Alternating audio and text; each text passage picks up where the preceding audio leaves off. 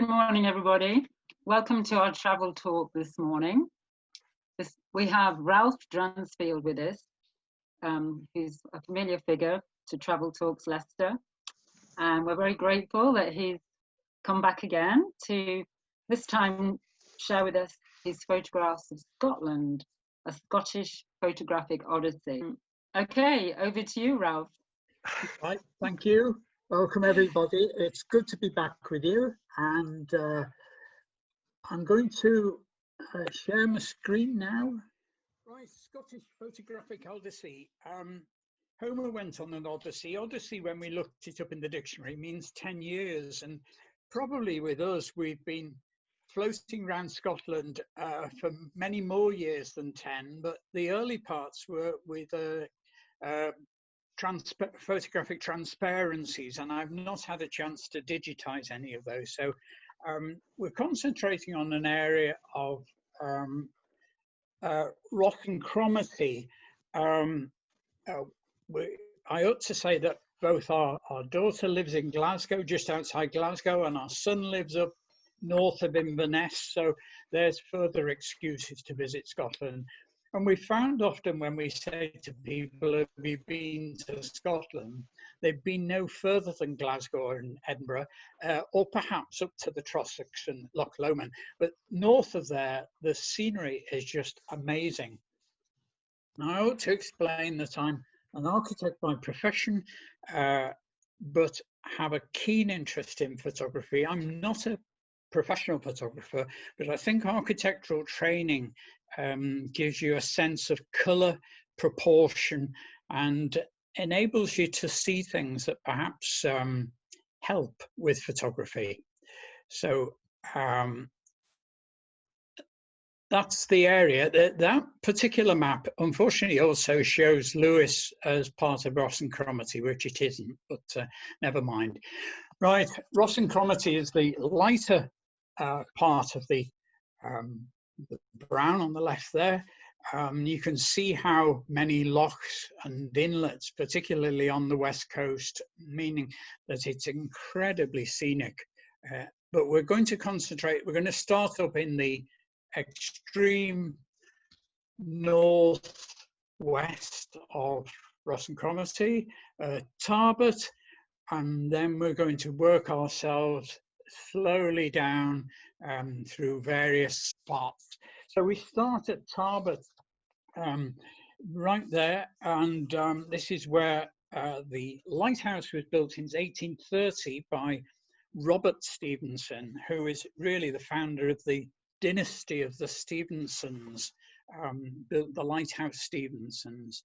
I suppose with this photograph, the thing that struck me almost immediately was the cloud scenery, and you can get some amazing days with clouds.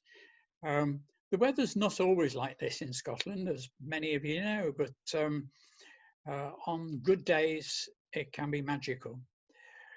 And then just a little bit further down, we come to the little harbour village of Port Mahomack, and Port Mahomack was set out, or the village was started by the local laird, Sir George Mackenzie, and he built that large warehouse, whitewashed warehouse there just on the harbour. And then the harbour itself was constructed in 1813 by Thomas Telford. Telford, the great railway, road, bridge engineer, had been asked to do improvements in the Highlands, and had worked his way up, and this little harbour was his result. And then we come to Tarbert Old Church, quite traditional church, low whitewashed walls, hard walls, little porch, little staircase. The blue painted door is a little staircase there leading to the laird's loft, where the laird would have a private pew in the church. And then to the left here outside, this is one of the burial areas. You know, the way in some English churches you'll have private chapels. Well, this is a private little space for the laird's monument and tomb. Architecturally, I'm hooked on Highland churches. Another church is called Nig, across the firth from Cromarty, and very distinctive, long, low buildings with Harling, whitewashed Harling. It's like Pebble Dash, but it's a wetter treatment and effective for keeping the buildings dry. When we visited, on this occasion, when we visited Nig, they were towing one of the oil rigs into towards the right there into Cromarty Firth, where a lot of the maintenance of the oil rigs is going on. They're impressive structures when you see them close to, and it took 3 barges to do the towing, or 3 tugboats doing the towing. Part of the old pier at Nig, gracefully rotting away, I think, there, with a suitable roosting patch for seagulls. And there's the little ferry. It takes 2 cars and a couple of passengers, and it's so back via the mainland, but there's probably about 20 miles added to your journey. And the little, you can see Cromarty there. Cromarty, quite low, nothing specific sort of standing up above the horizon. But the whole of the village is a conservation village. The Crowstep Gable little whitewashed cottage there on the right, the thatched one, was built, it was Hugh Miller's cottage. Now, Hugh Miller is the famous geologist. His father was the minister in Cromarty, and Hugh grew up in the cottage. Largely self-taught geologist, and then his father acquired the land either side and built these 2 traditional houses. The whole of Cromarty is a conservation village, and it's got this wonderful traditional buildings. Yeah, really worth visiting, spending some time. I ought to add that when we're not staying with the family, we have done self-catering, bed and breakfast, things like that, and we often book via booking.com, occasionally looking on the web for accommodation in Ross and Cromarty or something like that. And we've found some delightful places to stay. Again, Cromarty, delightful place. Cromarty Old Church, very typical. The pulpit on the long side, in the middle of the long side of the church, with galleries. There's a gallery behind us in the photograph. There's a gallery ahead there. And then the Laird's gallery is the one to the left. Very typical interior. There it is on the exterior, and the pulpit is between the 2 semicircular windows. Rather a threatening sky. And on the shore just beyond Cromarty, coming down, some of the seabirds. Nice bit of camouflaging there, I think. So we've done Tarbert, we've done Port Mahomack, we've done Nig, we've seen Cromarty. Then we're going to go briefly to have a look at Edderton, another church, then down to Chanonry Point near Fortrose. Chanonry is where the Bewley Firth narrows to such an extent that the currents, so that the tidal currents are very, very strong. And it's there where there's a pod of dolphins that fish for salmon, and is pretty, you almost guaranteed that you'll see dolphins there. Then Fortrose, Och, spelled Abok, but pronounced Och, and then down to Dingwall. So this is Edderton Church. It's again one of the typical churches. This time there's a private burial part to the right-hand side and an extension to the church on the left-hand side, which remains roofless and it's just got some monuments in it. Chanonry Point, where we see the dolphins, another Stevenson lighthouse, and this is where the Firth narrows to, and the dolphins come in. The salmon are pretty extensive there. And then looking towards, across, down, and in the distance, probably the Grampians, the Cairngorms. Fortrose Cathedral, on one of those days when the clouds were threatening, 13th century early cathedral. And then Och.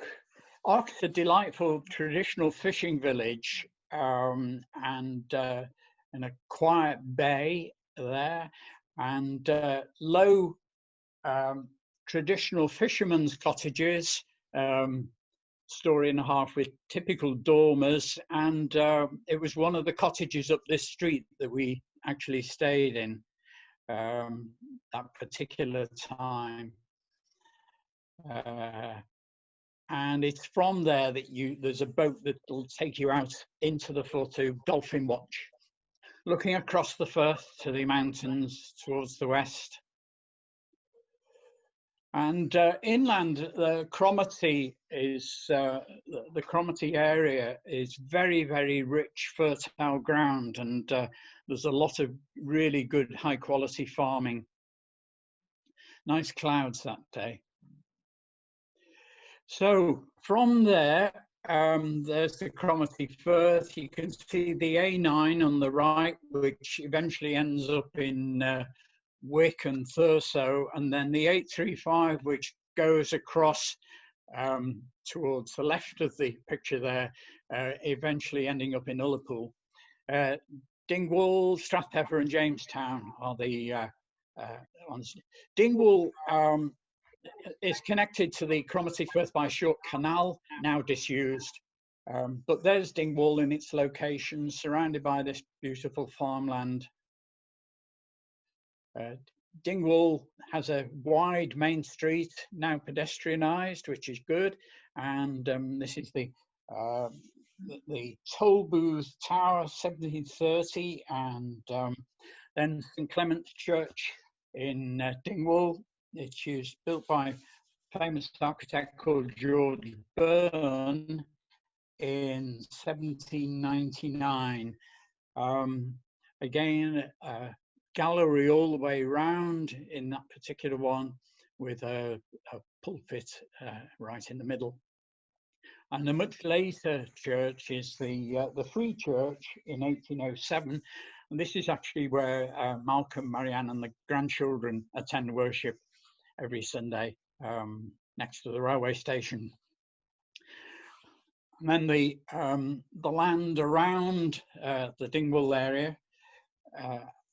And on our way towards Strathpeffer, this is the gatehouse to the castle that the MacLeods have there. I wouldn't mind living in that little gatehouse. I think that's cute. And so to Strathpeffer. Now, Strathpeffer, it was discovered that it was a the waters at Strathpeffer had healing qualities, so it became a spa town. And the railway had a branch line from Dingwall extended down to Strathpeffer. And this is the railway station, now disused as a train station, but used as a craft shop and a really good fair trade shop there. And the remains of the canopy over the platform. And in Strathpeffer itself, the houses are a wide variety of styles, as befits a Victorian spa town. So you've got exotic balconies and quite a bit of roof detailing there, which must be a nightmare to maintain, keep the leaves out of the gutters, and some splendid chimney pots on one of the hotels. And this is the pump room where the healing waters were, well, not produced, but obtained. And on a rainy day, these are two of the little pavilions that where you could partake of the water, drinking it, but you could also be immersed in a bath in the pump room, which I'm not quite sure whether I would want to do that.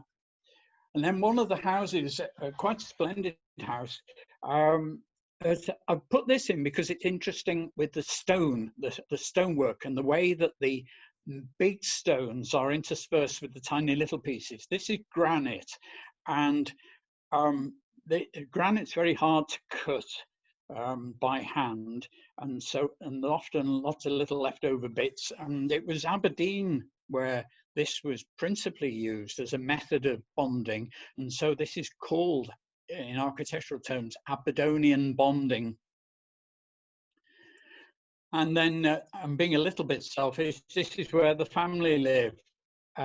It's a croft which Marianne is the 6th generation of her side of the family to own the croft. It's got 2 large fields, and they've got, this is one of their top fields with, unfortunately in the cloud, is the near Munro, which is Ben Weavis. And on the road now, going down towards the west, going west from Jamestown, looking across, and this is a road we've taken obviously on our way home whenever we've been staying with them, and those trees, whatever the season of the year, do look splendid. And this was the 27th of December last year on our way home in the morning. So, right, a few more now. Little Loch Broom and Sheelach, Applecross, Torridon, Deerbeg, Shieldaig, Loch Marie, Inveru Gardens, Gairloch, Ruber Lighthouse, and finally Red Point, and we'll have a stop there. So we were doing a bit of house sitting for the family while they were away, and this is February 2019. Little Loch Broom, and on our way back to the cottage, and Sheelach, the big mountain, which whatever the season, if the tops are clear, is wonderfully craggy. Right, over to Applecross, and from the Plockton Loch Carron area, the road over to Applecross, and for many years the only way to get to Applecross other than by boat was this road which veers hairpin bends on a 1 in 4 gradient, and it can be hairy, particularly if somebody's coming the other way and you've got to pass on a hairpin. And down to Applecross, the famous manse there.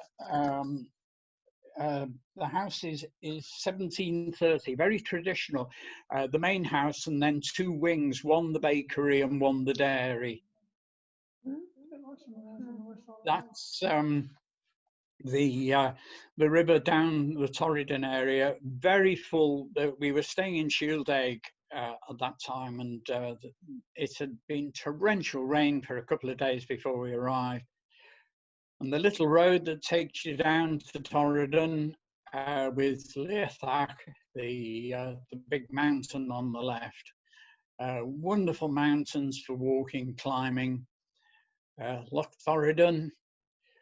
And the little road that takes you over to Deerbeg climbs high over the above the loch, so you get a really good view of the Torridon's splendid mountains. And then down to the little place called Deerbeg on the coast. Another season of the year, and the clouds were pretty good. And the little hamlet of Shield Egg. Quite a lot of bed and breakfast accommodation there.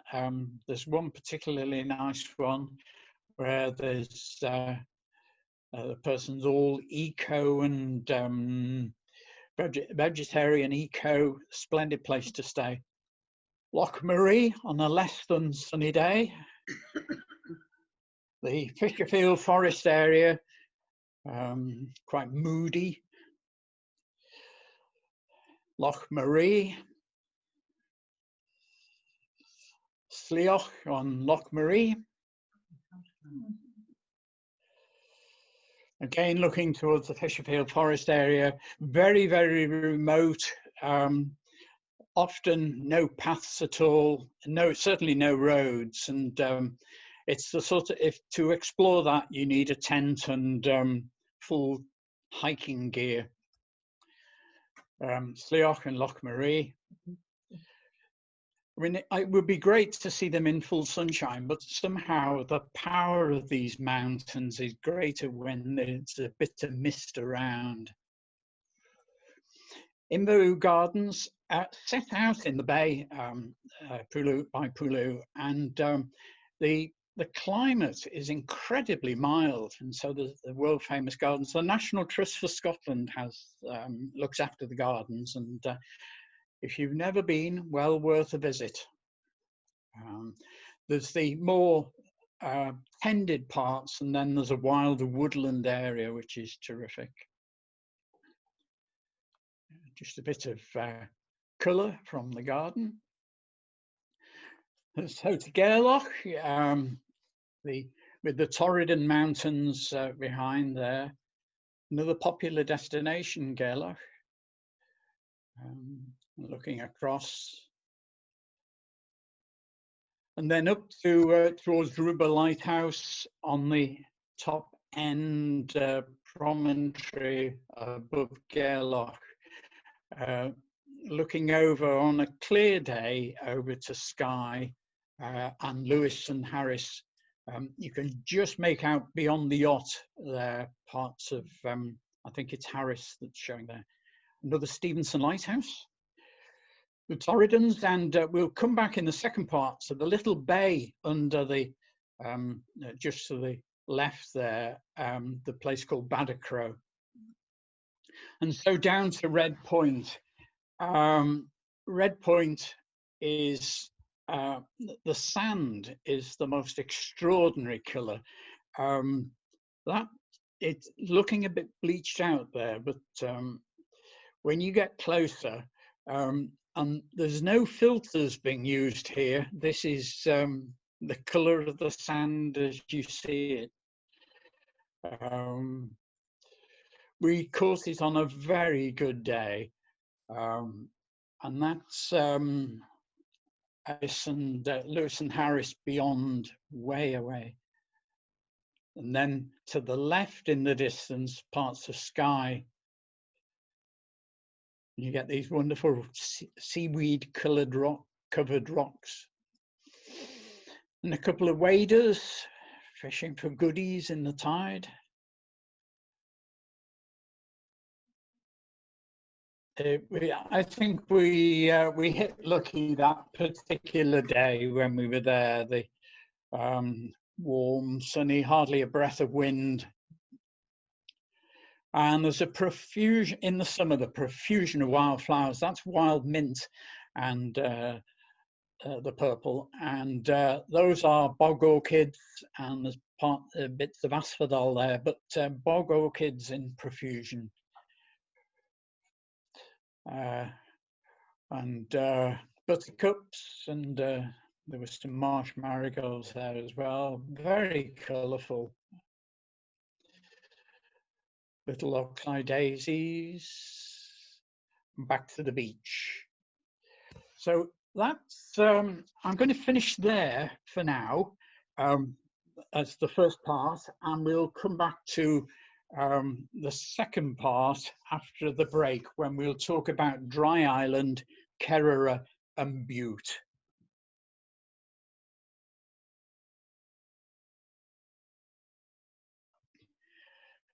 Welcome back, everyone. The second part, we're going to explore 3 islands, and perhaps I should have, I think last week we suggested at the end of the travel talk that we ought to have a competition to see whether anybody knew where Dry Island was. Well, all will be revealed.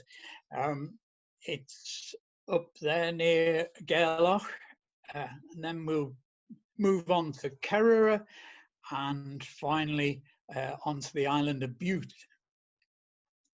So Dry Island, you can see on the large-scale map on the right there, a little circle by Badachro, just round the bay from Gairloch, and tiny little island, and on it was a cod curing warehouse, and it's now owned by a Longestine fisherman who has half of the house, and the rest is converted into a little 1-bedroom self-catering accommodation.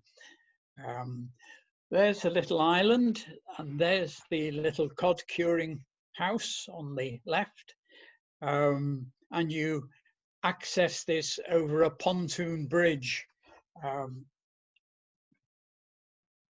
and that's from the island looking back to the village of Badachro. Little traditional pub there, and lots of fishing boats come in, lots of pleasure boats, and in the background the Torridon Mountains. It's very scenic, and looking on the other side of the little island, looking through little promontories and so on over to Gairloch Bay.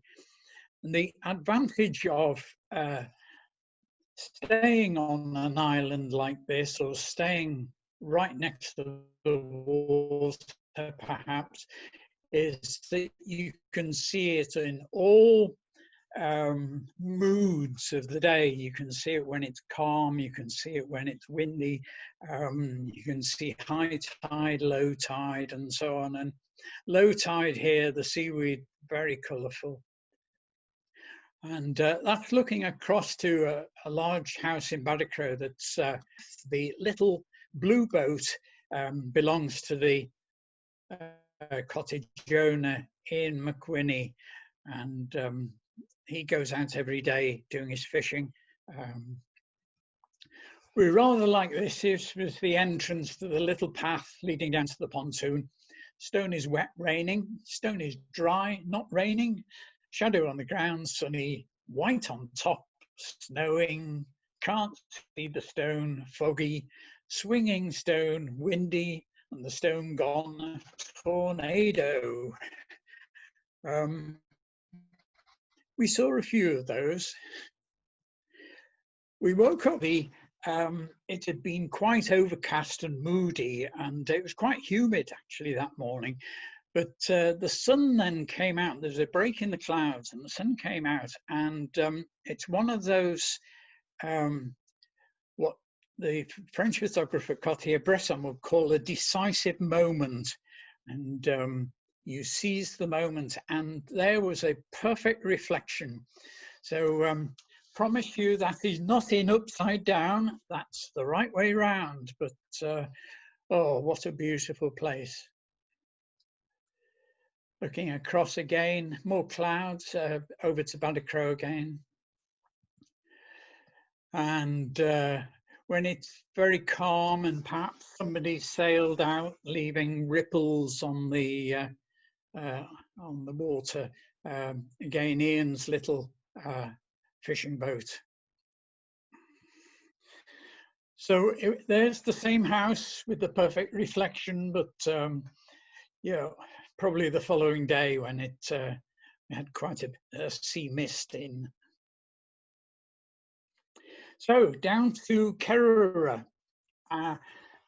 Our daughter and son-in-law live at Lenzie, just outside Glasgow, and Alan at the time was working as a photographer for Strathclyde Police, and he needed to go on a job up in Oban, and we were staying, and he said, why don't you come with us and drop me off, and why don't you spend the day on Kerrera, and you can pick me up when you come back.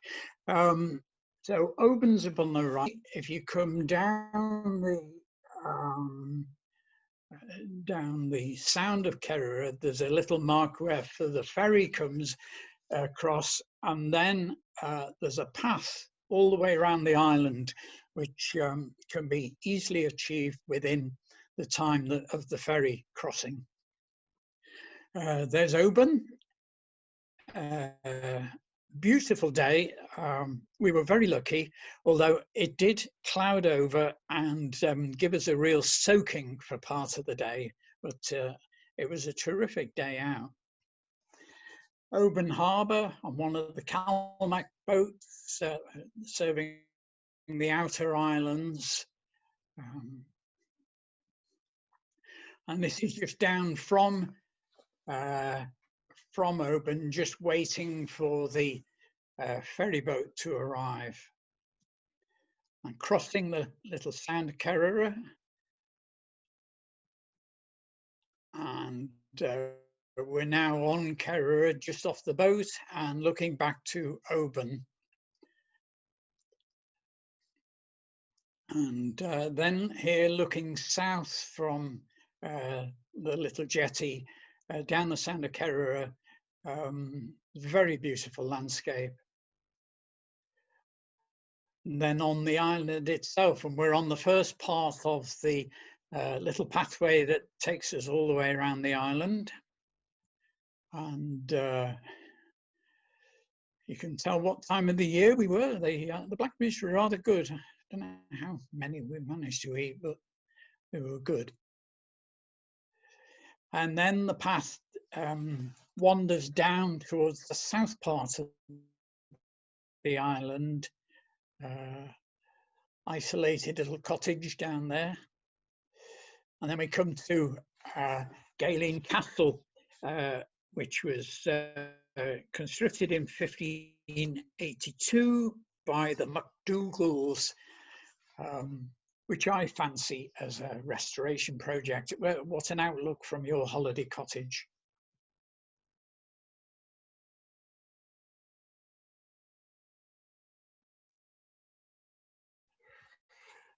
Further views across, it's a very, very beautiful island. And on the right, you can see what was about to soak us. Yeah, it's looking across to the back to the mainland.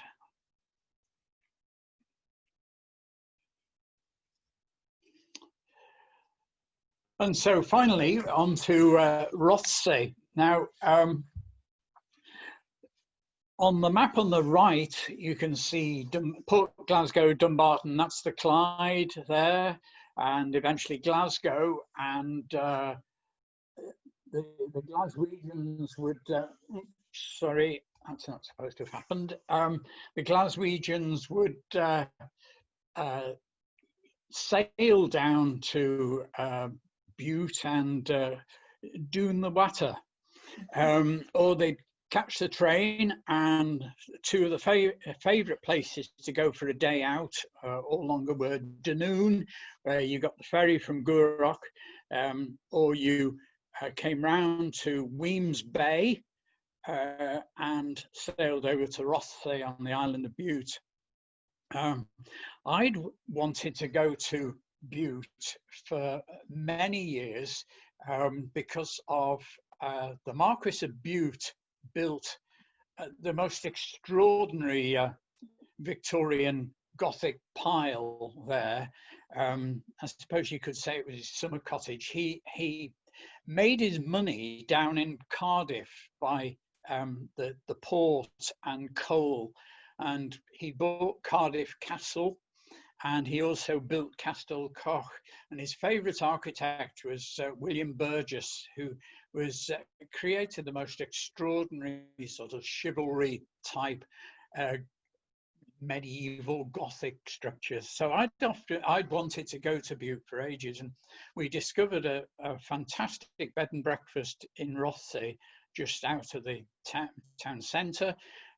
So we drove up and caught the ferry from Weems Bay.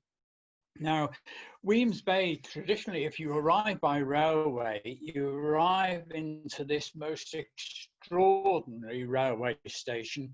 It's supposed to be the finest railway architecture in Scotland. And I'm sure John would confirm that. The station building is 1900 to 1904. And the architect was James Miller for the Caledonian Railway. And they say in the guide, it's a miracle of intersecting curves, all in cast iron. And you arrive at the station here. This is the ticket office, the booking office. And you can see this fantastic roof structure in cast iron. Train's still in use. The station's still in use, and then from there you go down this ramp to the ferry, all completely undercover. So there, from the outside, there's the railway station, the clock tower, and then this curving, sweeping piece down to the left, and the ferry, the vehicle ferry, there's, I think they're every half hour, no need to book. Return is about 30 quid.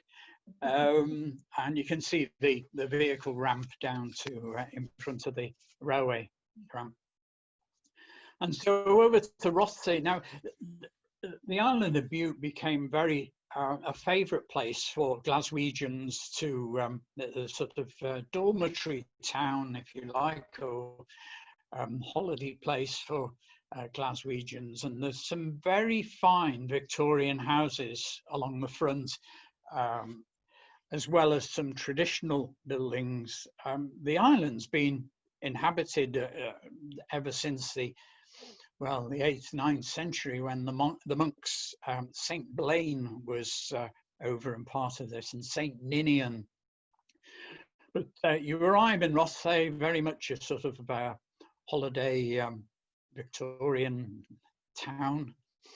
That's the art centre. And this was the holiday cottage that we, the self-catering house that we stayed in. We had the whole of the first floor above the circular bay, and the guy who runs it rejoices by the name of Malcolm Edward Ferris McCulloch, and his little card says "Be and Breathe, Island Retreat House, Island Rest, Relaxation, Peace, Sleep, Chill, and just be." And delightful person. Very welcoming, superb accommodation, breakfast as comprehensive as you could wish to set you up for the rest of the day. And Rothesay itself's got several really good restaurants, so no problem. Rothesay, very interesting town. That just behind the port area, there's the medieval castle, built in 1230. and nice moated castle. And inside the castle, there was a series of drawings depicting the history of the castle at various periods of time. And I rather like the sort of woodcut style graphics that the artists had used for the display boards. And then there's the Tor House. Now, this is designed by the famous Alexander Thomson, the Glaswegian architect, Victorian architect, Alexander Greek Thomson, Greek being his nickname, because he incorporated Greek and Egyptian motifs in the houses. And just outside Glasgow, there is one of his other houses, similar in size and shape and design, that's now the National Trust for Scotland, and they're well worth exploring, Alexander Thomson houses. And this amazing tenement building on the waterfront in Rothesay, where the columns are all cast iron and built in 1880. Then down, Rothesay is behind the trees to the left there, and we're coming round the bay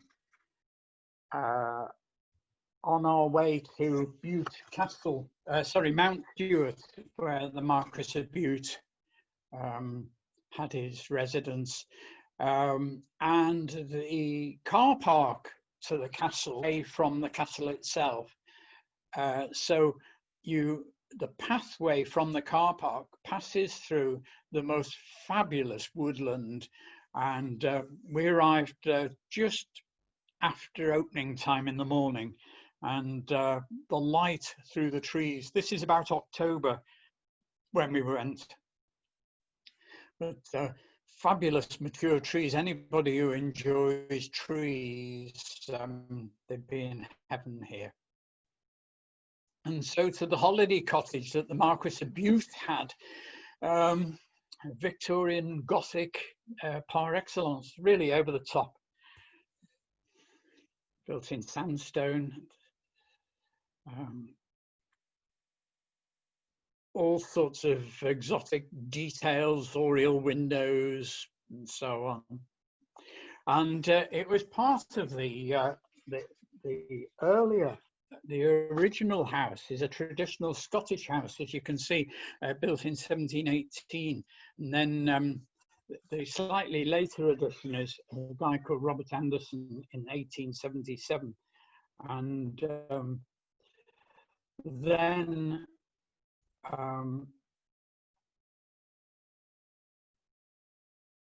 it just somebody in the guidebook says that it is an orgy of ecclesiastical medievalizing, whatever that means.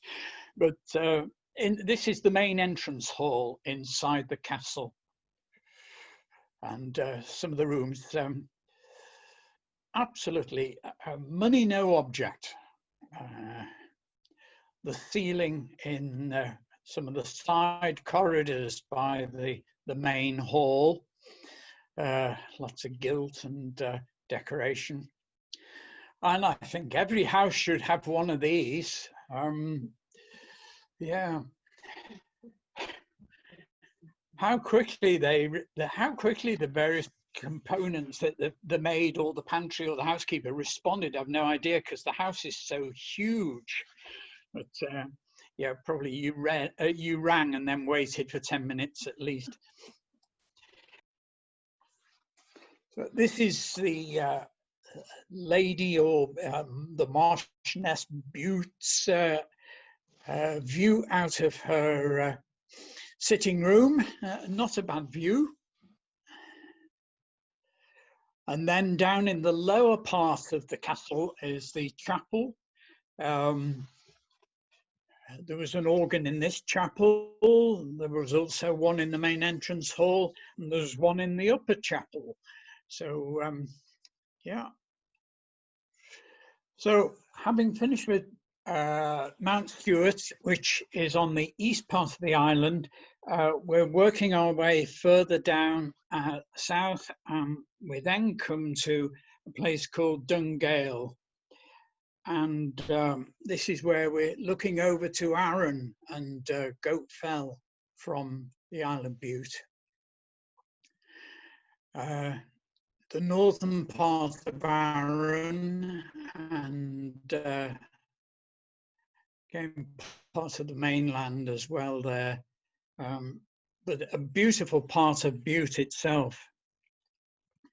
And we come to the Chapel of St. Blaine, built in the 12th century, but it's built on the site of a walled monastic community that was founded by St. Caitan in the 6th century. Now, I don't know anything about St. Caitan, but it would seem that Bute and quite a number of the outer islands, for instance, Iona, were treated as areas for monastic communities to settle, although they were still being raided by the Vikings from time to time. Nice little Romanesque chevron detailing to the arch in the chapel. And then we're over to St. Ninian's Bay, with this little promontory. Again, the colours, we were there, I seem to remember, about October time. I think I said that. And the colours, the harvested fields, the trees beginning to turn, very beautiful. And hardly a breath of wind that afternoon. Right, now we're back into Rothesay and then out on the long road going up the east part of the island. And this is the remains of a jetty at Port Bannatyne, looking over Loch Striven, and all the cormorants drying themselves on the posts there. Again, Loch Striven and the Kyle of Bute, looking over to the mainland. And you eventually get to the most northern part of the island, or as far as the road takes you. And there's a tiny little ferry that hops across to Colintrio. But another Calmac, there's the nice little rhyme, which is the earth is, I need a Scottish accent really, but the earth is the Lord's and all that it contains, apart from the ferries and the piers and their Caledonian MacBrains. But just a 5-minute hop, that one. A little church in the centre of the island, St. Colmax. It was built in 1830, but for some reason the lord of the manor took a dislike and took the roof off. And the guide to Bute suggests that the graveyard is better looked after than the church. And then back on the south part of the island, different time of the day, different lighting conditions, different cloud conditions, all rather photogenic. And an influx of geese migrating.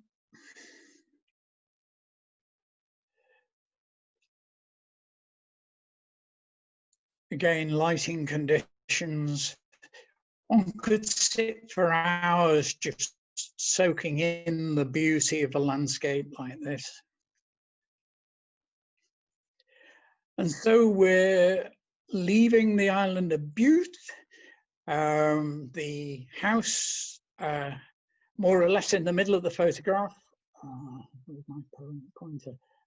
This one here is where we'd been staying. An excellent bed and breakfast. found on booking.com. And you can see the way the Victorian villas are laid out along the shoreline. It became quite a desirable place to stay. And here we are on our way back, and the ferry, the Calmac ferry, on its way over to Rothesay from Weems Bay. And our view from the ferry down the Clyde, lighting conditions, the clouds were building up, and in actual fact it was quite an overcast, unsettled day on the way home. But so we'll leave you with that as our sort of final photograph in the Scottish Odyssey.